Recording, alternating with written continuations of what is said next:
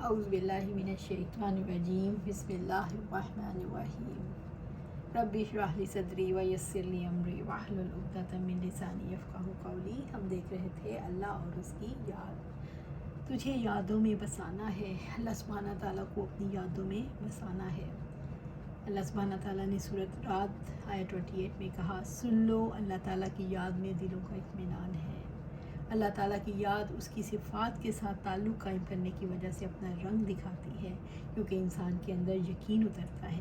اللہ تعالیٰ کو کسی تعلق، کسی حیثیت میں یاد کرے اور ہر موڑ پر اسے ایک نئے تعلق کی ضرورت ہوتی ہے، کیونکہ انسان پلٹتا ہے، جھپٹتا ہے، ہر وقت اس کی زندگی میں کوئی نیا واقعہ رونما ہو رہا ہوتا ہے اور ہر نئے موڑ پر اسے اس کے مطابق تعلق کی ضرورت ہوتی ہے۔ اسماء و صفات انسان کی اسی ضرورت کی تکمیل کرتے ہیں۔ اس کی زندگی کا کوئی موڑ، اس کی زندگی کا کوئی پہلو ایسا نہیں جہاں اللہ تعالیٰ کی ذات کا سچا تعارف موجود نہ ہو۔ اس کی کسی صفت، اس کے کسی نام کے حوالے سے وہی چیز اس کو سیٹسفائی کرتی ہے۔ انسان کے وجود کو دیکھیے، انسان ناقص ہے۔ وہ چاہتا ہے کوئی ہو جو اس کی کمی کی تلافی کر دے، اس کی کمی کو پورا کر دے۔ انسان دوست بناتا ہے، لیکن وہ دوست اس کی کمی کی تلافی نہیں کرتے۔ وہ رشتے تعلقات بناتا ہے، کچھ رشتے اللہ تعالیٰ کی جانب سے ہیں اور کچھ وہ رشتے تعلقات ہیں جو انسان خود بنانے کی کوشش کرتا ہے، لیکن اینڈ آف دا ڈے اسے پتہ چلتا ہے کوئی ایسا نہیں جو اس کی کمی کی تلافی کر سکے، جو اس کے اندر نہیں۔ اس کی تلافی کے لیے اسے کیا چاہیے؟ بات یہ ہے کہ انسان کو اپنے احساسات اور اپنے جذبات کے لیے کوئی مرکز اور محور چاہیے۔ اسماء و صفات دراصل اسی کا جواب ہیں۔ ایک ماں کو دیکھیے، وہ اپنے بچے کو اپنا محور اور مرکز بناتی ہے۔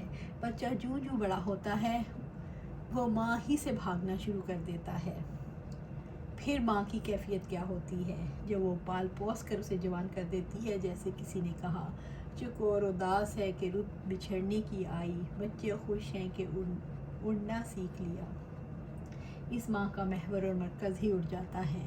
اس طرح کسی انسان کا محور اور مرکز مال ہے۔ وہ مال کماتا ہے، اس کے لیے محنت کرتا ہے، دن رات لگاتا ہے، پھر اسے پتہ چلتا ہے جو مال اس نے اتنی محنت سے کمایا وہی چلا گیا۔ ضروری نہیں ہر ایک کا مال چلا جائے، کبھی مال چلا جاتا ہے اور کبھی اس کو ایسی تکلیف میں مبتلا کر دیتا ہے کہ اس کی ذات انتہائی دکھ میں آ جاتی ہے۔ پھر اسے پتہ چلتا ہے مال میری کمی کا جواب نہیں، میرا بچہ بھی میری کمیوں کا جواب نہیں، میں جس سے محبت کرتا ہوں کوئی بھی میری کمی کا جواب نہیں، کوئی اس کمی کی تلافی نہیں کر سکتا۔ اس کمی کو پورا کرنے والی ذات اللہ سبحانہ تعالیٰ کی ہے۔ انسان اللہ تعالیٰ سے کم کسی چیز پر مطمئن نہیں ہو سکتا۔ اب ہم دیکھتے ہیں اسماء صفات سے دراصل مراد کیا ہے۔ اسماء سے مراد اسماء حسنہ یعنی اللہ تعالیٰ کے اچھے نام ہیں، جیسے قرآن حکیم میں آتا ہے، وَلِلَّهِ الْأَسْمَاءُ الْحُسْنَىٰ فَادْعُوهُ بِهَا، سورۃ الاعراف آیا 180۔ اور تمام اچھے نام اللہ تعالیٰ کے ہیں، چنانچہ اسے تم انہی سے پکارو۔ اور صفات سے مراد صفات حسنہ ہیں، یعنی اللہ تعالیٰ کی اچھی صفات جو اسماء حسنہ کے ذریعے سے بتائی گئیں۔ اللہ تعالیٰ کی صفات اس کے اسماء سے ہمیں پتہ چلتی ہیں۔ اللہ تعالیٰ کے اسماء و صفات کلی طور پر اللہ تعالیٰ کا تعارف نہیں ہے، بلکہ انسان کی نسبت سے ہیں۔ جتنا انسان کو تعریف چاہیے اتنا ہی ان ناموں کے ذریعے سے اللہ تعالیٰ نے اپنی پہچان دے دی۔ انسان کا مطلوب الہ کا تعارف ہے، جس کے ذہن میں زیادہ سے زیادہ میکسیمم جو خاکہ سما سکتا ہے، زیادہ سے زیادہ جس کا تصور کنسیپٹ وہ اپنے اندر رکھ سکتا ہے، وہ اسے اسماء صفات میں ملتا ہے۔ الحمدللہ جو انسان اسماء و صفات کو پوری معنویت کے ساتھ جان لیتا ہے، دیکھیے ایک ہے اسماء و صفات کو یاد کر لینا، ایک ہے اس کے الفاظ کو گہرائی کے ساتھ سمجھنا۔ تو جتنا کوئی گہرائی میں جاتا ہے، پوری معنویت کے ساتھ سمجھ لیتا ہے، اسے اچانک دریافت ہوتا ہے کہ وہ جس رب ذوالجلال والاکرام کی تلاش میں تھا، اس کا تعارف اسے ان اسماء و صفات میں مل گیا۔ جس کی اسے تلاش تھی وہی خدا ہے، وہی ذات ہے، اور کسی زاویے اینگل سے انسان کے اندر تشنگی نہیں رہتی۔ انسان کی ہر مانگ کا جواب وہ ذات ہے، انسان کی ہر کمی کو وہ ذات پورا کرنے والی ہے۔ اس اعتبار سے ہم دیکھتے ہیں اسماء و صفات کی سمجھ ناگزیر ہے۔ अब तक जहाँ हम पहुँचे हैं, जो हमने समझा है वो ये कि अस्मा व सिफ़ात का इल्म हासिल करना, इसको समझाना नागुज़ीर है, इसको समझना नागुज़ीर है। अस्मा व सिफ़ात के ज़रिए से इंसान अल्लाह ताला की सिफ़ाती शख्सियत को समझने के काबिल हो जाता है और उसका यकीनी तसव्वुर अपने दिल और अपने जहन में रखने के काबिल हो जाता है। देखिए अल्लाह ताला की ज़ात जिसके बारे में वो ख़ुद फरमाता है, अल्लाहु ला इलाहा इल्ला हु अल हय्युल क़य्यूम, सूरत बकरा आया 255। अल्लाह ताला वो है जिसके सिवा कोई माबूद नहीं, वो हमेशा से ज़िंदा है, कायम रखने वाला है। वही है जो हयात का माखिज़ है, हमेशा की ज़िंदगी उसी की है, हमेशा का क़याम उसी के लिए है। उसके सिवा कोई और ऐसा नहीं जो अपने बल पर ज़िंदा हो, अपने बल पर कायम हो। अल्लाह ताला की ज़ात है, अल्लाह ताला की शख्सियत। हम अल्लाह ताला के हाथ के बारे में पढ़ते हैं, अल्लाह ताला की पिंडी के बारे में पढ़ते हैं, अल्लाह ताला के चेहरे के बारे में पढ़ते हैं। इसके बावजूद हम शख्सी तौर पर इसका कोई तसव्वुर जहन में नहीं रख सकते और ना रखना चाहिए। इसकी ज़ात का जो तसव्वुर हमारे जहन में रह सकता है, जिस पर हम यकीन कर सकते हैं, वो उसकी सिफ़ात हैं। सिफ़ात के साथ हमारा उसके साथ ताल्लुक़ कायम हो सकता है। अस्माए सिफ़ात के तवस्सुत से दरअसल फ़र्शी ज़मीन पर रहने वाले का अर्श वाले के साथ हकीकी ताल्लुक़ जुड़ता है, क़ल्बी और ज़हनी ताल्लुक़। जितना जितना इंसान उसके बारे में इल्म हासिल करता है, जितनी जितनी उसे समझ आती है, उतना ही वो ताल्लुक़ गहरा होता चला जाता है और उतना ही इंसान के अंदर तब्दीली आती है। ये तब्दीली बड़ी अजीब है। आप जानते हैं कि दुनिया में मोहब्बत के असरात इंसान के ऊपर मरतब होते हैं। कभी आँखों की नमी की सूरत में वो एहसासात दूसरों पर वाज़ेह होते हैं और कभी इंसान के पूरे बदन पर असरात मरतब होते हैं। जितनी मोहब्बत गहरी होती है, उसके आसार भी उतने ही नुमायाँ होते हैं। इसी तरह अल्लाह ताला की ज़ात को जो दरियाफ़्त कर लेता है, यानी उसकी जिस सिफ़त को वो दरियाफ़्त कर लेता है, उसका असर उसकी आँखों में, उसकी जिल्द में, उसके क़ल्ब में और उसके आमाल में नज़र आता है। इंसान जिसके बारे में कहा जाता है कि वो सोशल एनिमल है, हैवान नातिक है, बोलने वाला हैवान है, असल में इंसान की सबसे नुमायाँ ख़ुसूसियत ये है कि अल्लाह ताला ने उसे सारी मखलूक़ात से अफजल अक्ल अता फ़रमाई, जिसके तवस्सुत से वो चीज़ों के बारे में जानता है और उनको समझता है। कितना अजीब मामला है। हम किसी चीज़ को ज़ाहरी तौर पर देखते हैं, जैसे ये मेरे सामने फूल हैं, मुझे इनके रंग नज़र आते हैं, उनकी शक्ल नज़र आती है, उनकी सॉफ्टनेस का भी अंदाज़ा है एक्सपीरियंस की वजह से, लेकिन उसकी असल हकीकत जो एक साइंसदान बताता है, जो जानता है कि इसमें कुली तौर पर मैं तो इससे वाकिफ़ नहीं।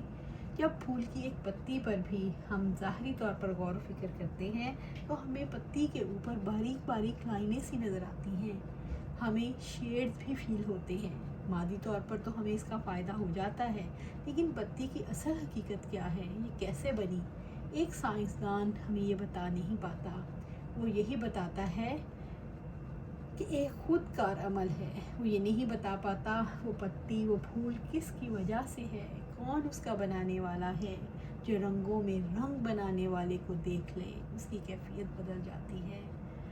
ये वही कैफियत है, ये एक ऐसी कैफियत है जो दरअसल ताल्लुक़ की खुशबू है, क्योंकि इंसान इस एक चीज़ की वजह से उसके खालिक के साथ, उसके डिज़ाइनर के साथ, उसके मालिक के साथ जुड़ जाता है, कनेक्ट हो जाता है। ये पूरी कायनात उसी की एक चीज़ अपने खालिक और मालिक तक ले जाती है, उसकी सिफ़ात के तवस्सुत से। अस्मा के हवाले से हमने ये देखा कि इसका इल्म और फ़हम नागुज़ीर है।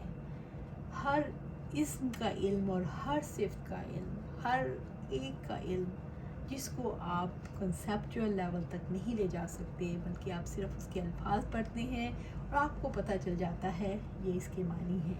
इससे एक, दो, तीन बातें मुराद हैं, लेकिन आपके गौर फ़िक्र, आप इसको गौर फ़िक्र नहीं करते। अगर गौर फ़िक्र नहीं करते तो इसका मतलब है आपको समझ नहीं आई, आप इसकी हकीकत तक नहीं पहुँचे। अल्लाह ताला की सिफ़ात के बारे में जब आप पढ़ेंगे, समझेंगे, उसके साथ आपका कंसेप्चुअल लेवल तक ले जाएंगे, उसको समझेंगे, तो आपका ताल्लुक़ कायम होगा। تب یقین دل کے اندر اترے گا انشاءاللہ العزیز۔ اسماء و صفات کے ذریعے انسان اپنے رب کی صفاتی شخصیت کا یقینی تصور اپنے ذہن میں باندھنے کے قابل ہو جاتا ہے۔ یہ اسماء و صفات کا سب سے بڑا نفع ہے، سب سے بڑا فائدہ۔ دنیا میں ہم دیکھتے ہیں لوگوں نے خدا کو جب تلاش کرنا چاہا تو اس تلاش میں بت بنا ڈالے، کیونکہ بت کو نام دیا جا سکتا ہے، نام اپنے تصور سے دیا، کیا سے دیا، انسپائر ہو سکتا ہے، بتوں سے انسپریشن نہیں ملتی۔ جیسے ابراہیم علیہ السلام کی زبان سے ہم قرآن حکیم میں بتوں کے ساتھ مقابلہ ملتا ہے کہ ابراہیم علیہ السلام نے کہا کیا تم کھاتے نہیں، تمہیں کیا ہے، تم بولتے کیوں نہیں؟ سورہ صفات میں حضرت ابراہیم ان سے پوچھتے ہیں تم کھاتے کیوں نہیں، تم بولتے کیوں نہیں؟ یعنی تمہارے آگے جو کھانا رکھا ہے اسے کھاتے کیوں نہیں؟ تمہارے اندر تو کوئی صفت ہی نہیں۔ نگاہیں جیسے کسی نے بنا دی، اسی طرح سے پھٹی ہوئی نگاہیں، جو کسی نے شیپ دے دی وہی شیپ ہے، خود کوئی قوت نہیں، کوئی اختیار نہیں، نہ سنتے ہو، نہ دیکھتے ہو، نہ بولتے ہو، نہ حرکت کر سکتے ہو۔ تمہیں کوئی تراش دے تو تمہارا وجود بن جاتا ہے، اور کوئی توڑ ڈالے تو تم ٹوٹ جاتے ہو۔ سبحان اللہ، سبحان اللہ۔ اللہ سبحانہ تعالیٰ ہمیں ہدایت دے۔ ہم نے بھی بہت بت بنا رکھے ہیں، ہم نے بھی بہت بت بنائے ہوئے ہیں۔ سبحان اللہ، سبحان اللہ۔ بتوں کا کیا ہے، اسے خرید کر لاتے ہیں، پوجتے ہیں، پرانا ہو جائے تو پھینک دیتے ہیں۔ نعوذ باللہ، خدا ایسا ہے؟ انسان کے دل میں خدا کی کھوج تو ہے، غلطی تو یہ ہے کہ ان کے پاس علم نہیں، انہیں پتہ نہیں، اس لیے وہ کوئی نہ کوئی صورت، کوئی نہ کوئی ماڈل اپنے سامنے رکھنا چاہتے ہیں، جس کی وجہ سے وہ اپنے اندر کے جذبات کی تسکین کر سکیں۔ بت اسی سلسلے کی کڑی ہیں، کیونکہ بتوں کو نام دے کر انسان کو لگتا ہے وہ جس کی کھوج میں تھا اسے مل گیا، لیکن انسان کی مانگوں کا جواب بت نہیں۔ قبروں پر لوگ بھی اسی لیے جاتے ہیں، چڑھاوے چڑھاتے ہیں، پھول چادریں کیوں چڑھاتے ہیں؟ کیونکہ ایک الہ کی مانگ انسان کی فطرت ہے۔ انسان چاہتا ہے کہ میں کسی سے کہوں وہ میری سنے، میں کسی سے مانگوں وہ میری مانگیں پوری کرے، کوئی تو ہو جو میری مانگوں کا جواب دے، جس کے ساتھ میرا تعلق ہو، اور اس تعلق کے نتیجے میں وہ میری کمی کو پورا کر دے۔ پھر جہاں جہاں پھول چڑھائے جاتے ہیں، چادریں چڑھائی جاتی ہیں، ان کے بارے میں بہت کہانیاں بنائی جاتی ہیں جن کا حقیقت سے کوئی تعلق نہیں۔ اس سے آگے ہم کل دیکھیں گے انشاءاللہ۔ ہم نے خود دیکھنا ہے ہمارے اندر کون سا بت چھپا ہوا ہے، اس بت کو نکال کے اللہ سبحانہ تعالیٰ کے اسماء الحسنی کو بسانا ہے، اللہ سبحانہ تعالیٰ کے عظیم ناموں کو چھپانا ہے، ان سے تعلق جوڑنا ہے اور اللہ سے جڑ جانا ہے، اللہ کو اپنی یادوں میں بسانا ہے، اللہ کو اپنی یادوں میں بسانا ہے۔ اور یہ کب ہوگا؟ جب ہم اس کا علم حاصل کریں گے، اسماء الحسنی کا علم حاصل کریں گے، اس پر غور و فکر کریں گے، اور ہر اس نام کے ساتھ محبت کریں گے، اس محبت کے ساتھ اللہ کو ڈھونڈیں گے، اس کو اپنی یادوں میں بسائیں گے۔ اللہ سبحانہ تعالیٰ ہمیں اس میں کامیابی عطا فرمائے، اللہ سبحانہ تعالیٰ ہمیں اپنی محبت عطا فرما، اللہ سبحانہ تعالیٰ ہمیں اپنا عشق عطا فرما، اللہ سبحانہ تعالیٰ ہمیں اپنی ذات کے ساتھ جوڑ لے۔ آمین یا رب العالمین۔